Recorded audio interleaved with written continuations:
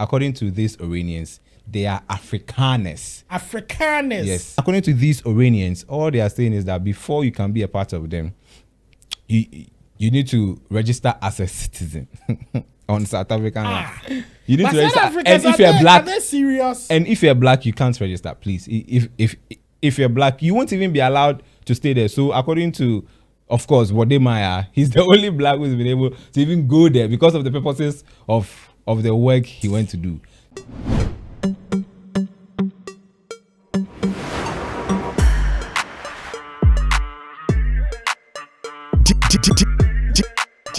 DJ Pop. Okay.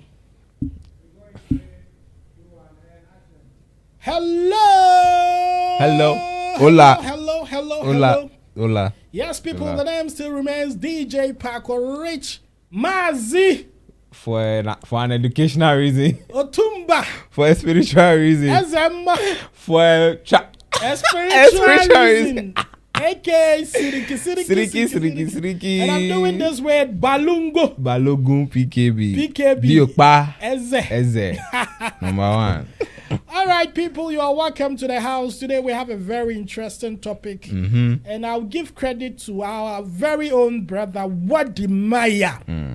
Because this week his YouTube is on fire. Yeah. Particularly for a content that he did. He said there is a place in South Africa where black people are not allowed. And I said to myself, huh? On an African soil. African soil. A land that does not accept our own people, black people. How is that possible? And I asked PKB, PKB, can this happen in Nigeria? No. Can it happen in Ghana? No. Can it happen in Burkina Faso? Hey, you want problem? So how is it possible that South Africans have allowed such thing to happen on their land? Well, PKB, you know much about these white people living in a foreign land claiming that it is their country or their section of the land. Right. So what is the backroom story about this whole thing about black people not going or entering their space? So guys, ride with us and let's go through this. So this is a municipality called Orania. Orania. It's a town, right, in South Africa, on South African land. So if you check the South African map, if you check it, you see there's a municipality or a town called Orania. It's close to one of the rivers in South Africa. Now, the whole thing is that, according to these Oranians, they are Afrikaners. Afrikaners. Yes, and they spell their African quite different. So it's Fricaaners. So theirs is the Afrikaners. You understand me? So as they call themselves Afrikaners, their root is from the Dutch, which is the Netherlands, and a bit of some Germans as well, according to the research that I did. They are Europeans. So in all, they are Europeans. And so according to them, they bought the land on which they find themselves now, which they call themselves as Oranians, from the government of South Africa. Not now, back then, so many years ago. That is how come they own the land. Large acres of land, though. Our African land. Yes, our African land. They bought it came from the all government. the way from Dutch. Yes. And they bought it. And they came here and they bought the land. With what? I don't even know what they bought the land with. With which currency? With which currency? I'm sure definitely because they had enough money, of course, with the rent. And even talking about money, it's funny that these Oranians have been able to consult the South African government, and now they are running their own small bylaws where they can run like a proper municipality. Because if you're a proper municipality, you can have access to your own currency. You can have access to. You mean they have their own currency? Yes, they have their own money like coupon. They have their own money they are spending. They don't spend the South African rand or the what. No, they don't. South Africans are they serious? They don't spend that too. They have their own schools. In fact, they want to be a republic, so they are doing everything possible to make sure that they have their own power source. They don't take power from what the other black South Africans and the white South Africans, some who are still living in the city, are using. They have their own solar plant. Really? And if you see these solar plants, they are hoping to expand it. And they are just about almost 3,000. 3,000 people. Yes, 3,000 people. They are all white. They are all white. There's no black. And according to these Oranians, all they are saying is that before you can be a part of them, you need to register as a citizen on South African land. You need But to South register. Africans, And if you're black, are they serious? and if you're black, you can't register, please. If you're black, you won't even be allowed to stay there. So according to, of course, Wode Maya, he's the only black who's been able to even go there because of the purposes of the work he went to do. So Charlie is quite skeptical a bit. I don't know, but and then what is their source of livelihood? there? so basically their source of course, once they want to run themselves like a country, other countries survives on so many means, but they survive mainly on agriculture. Agriculture. Yes, and specifically they farm on pecan nuts, and these pecan nuts are what they export to other countries, to Europe, US. And according to my research, this is a nut that is being used by Americans a lot. If you go to Chicago, Texas, and all these, Alabama, and all these cities, these are the kind of nuts these people like. It's a very sweet nut. And if you go to Europe too, so basically they are depending on agriculture. They are using agriculture to run their own economy. Boss, they have their own college, they have their own junior high. They tend to have their own parties. They are running like a country in another country. Boss. Well, first of all, the question that I'm asking myself is that, is the South African government really serious? Because I know very well that, excuse me to say, this BS, and when I say BS, excuse my language, this bullshit can never happen in Netherlands.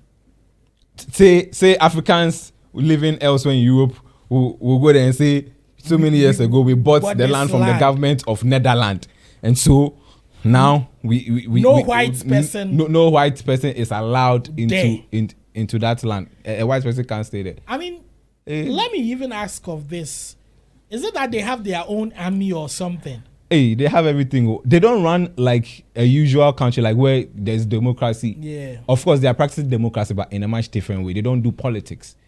Like where we have political parties, like in Ghana we have NPP, NDC. In Nigeria they have other political ACP and the rest. Them, they don't do politics, so they don't run. So they run like Oranian Representative Council. They run like a representative council where they choose people to represent the small communities there. And you know, they don't spend their money outside though. They spend the money amongst them. So like if you are a worker, let's say you are an engineer or you are a plumber, and you are selected to nominate or to stand for a smaller community. If you are doing the work for, or if you are representing your community, they won't pay you for that too. you are doing it for free of charge. Like say you are a member of a APC or ACP. How do you call it? APC or ACP? APC. And they nominate you for a Lagos State or something. Like senator. And you are working for the community of that particular. Not being paid. They don't go pay you, no government money. You go use your engineering money or your plumber money. Because for them it is enough for them to use their own money. So once you are, and I think it makes some sense, you know, the way they are running and the way they do their things. It makes sense, but you see what they are doing makes sense in their own sense. But then from an African perspective, looking at accommodating people with such impunity as they are dictating what should happen on an African soil. To me, it's a bit disrespectful, and I feel like they shouldn't have given them much room to get to this stage. Point. You understand? Because right now they no. I think now where they've got into, they can't stop them. They can't stop. You understand? And I feel it is not right because these things wouldn't happen in their countries. But the only thing that I'm proud of is that no West African country would allow this nonsense. You understand? Even though that we are still bowing down to this European and Western powers, and you know we are going in for loans, but to go to this extent that South Africa have given them this free zone to operate, no. But you know, when you look at the history of South Africans, so far it's only 2 presidents of South Africa that has been able to go into the Oranian township. That's Nelson Mandela and the 2010 president. Zuma. Jacob Zuma. It's just the 2 of them who have been able to visit that area. But when you look at the South African history, it looks like, you know, apartheid ruled there for a while. A lot of whites were there and they were literally running the whole country. So that's how come. So I think when they were shifting from the apartheid, I think that this is how come these whites didn't want to leave, so they had to create their own township somewhere where they could do whatever they want to do. But Charlie, you can't do that on an African soil because it can't be reciprocated in an European land. No, it wouldn't happen. It wouldn't happen. So even as now, people believe that these Oranians are racist. They are trying to, of course, play the racism apartheid system, but they are trying to do it in a much nicer way or something. But them too, they say no. Them they really care about what people they think. Them they just want to live their lives, and they feel this is their place and this is where they want to live, and they are looking at expanding more, giving birth to more white. But I think people, I read somewhere that there is another country, Suriname or something. Yeah. So there's another town in Suriname called Dahomey. Yeah. So Dahomey is in Suriname. Suriname is in South America. Yeah. And it's the opposite of what the Oranians are doing. So over there, we only have blacks, Africans. You see them like me, just like me. Some are even way darker than I am. Yeah. And they live in Dahomey. And they also do not allow whites to come into their land or into their town. And then what's their reason? And so according to them, their reason is that because of the trans-African slave trade system, like, the way their rights were on, like they fight and they kill them and all of that.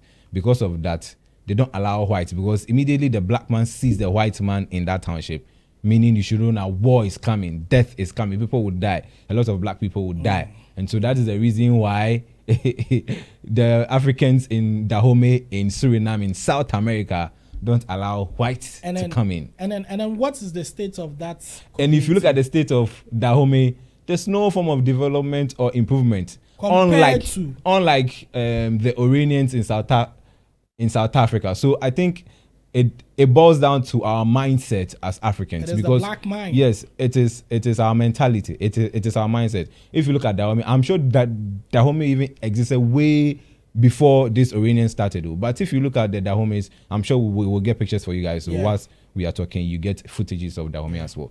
It still looks like a slummy environment. But boss, compare this to Orania. You just check Orania out. I mean, when you see the Orania, Charlie, they have acres of land for farming. Yeah. They build their roads by themselves. So they marry each other, born with each other. Like they don't come out to born with maybe like a black South African.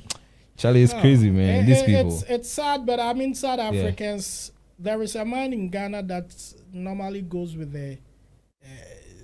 I don't know if it's a phrase called "over to you." Yeah, over to you. Now, so you like them. So you like make it helping now. I know, say West Africa. The blood that I know that runs between the veins of Ghanaians and Nigeria and Burkina Faso and Niger and Mali, no go take this. Not at all. And so, guys, let me know what you really think about this thing. Do you think it's a good practice? What do you think about this whole settlement? What do you think should be the way forward? Is it not, promoting racism and all those things? And then it's still giving the white people power over us, even when they live in our own lands. Let me know what you think in the comment section. My name is DJ Paco Richard. I'll be doing this with PKB. Balungum. Yes. We are out of here. Let's know where you're watching from in the comment section. We are out of here. Bye for now. All right. Peace out.